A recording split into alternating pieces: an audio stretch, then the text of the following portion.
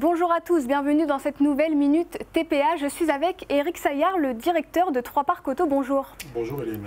Aujourd'hui, gros plan sur le parking d'Anton. Avant de rentrer dans le vif du sujet, d'abord un petit rappel. Quand on parle du parking d'Anton, de quel type de parking parlons-nous ? Le parking d'Anton est destiné à un stationnement de surface. Nous avons des parkings souterrains, nous avons des parkings aériens avec des étages.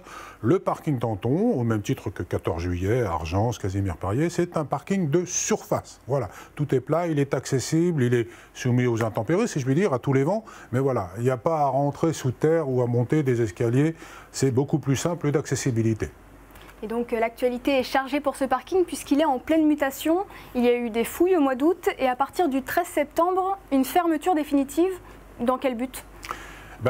Une fermeture définitive, il faut parler de conversion, puisqu'en fait c'était le domaine public qui permet d'accueillir du stationnement gratuit.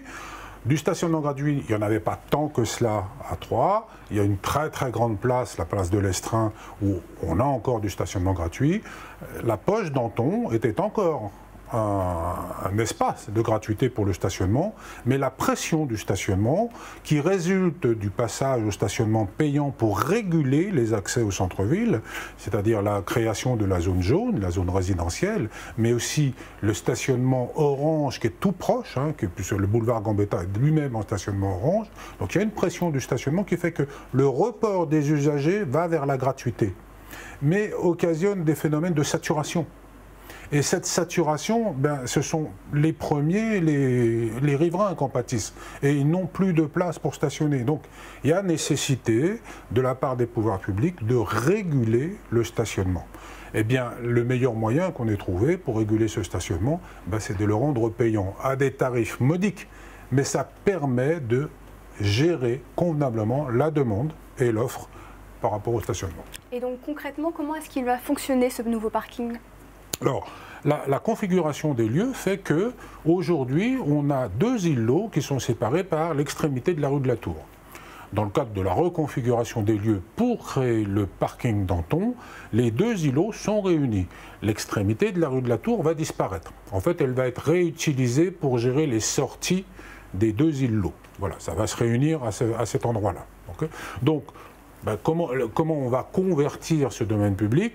Eh bien déjà, on va le traiter en surface, parce qu'il a été endommagé, si je puis dire, son surfaçage a été endommagé par les fouilles archéologiques qui ont eu lieu cet été.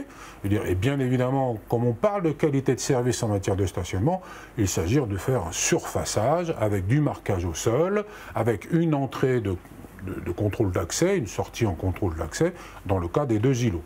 Donc on aura une qualité garantie, bien évidemment, pour un stationnement de qualité lui aussi. Et donc pour finir cette minute TPA, une date envisagée pour la fin des travaux ? Alors, une date envisagée, je vais dire en 2 morceaux, si je puis dire.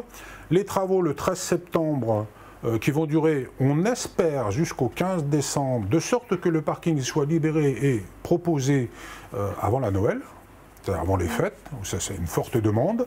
Okay. Ça c'est dans un premier temps pour l'offre de stationnement.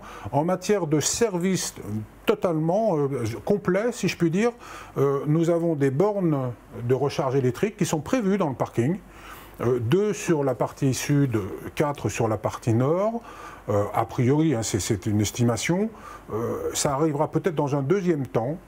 Parce qu'il y a une rupture de fabrication des composants au niveau mondial et on n'est pas bien sûr d'avoir encore les bornes de recharge électrique au moment où on prévoit, aux alentours du 15 décembre, de libérer le parking.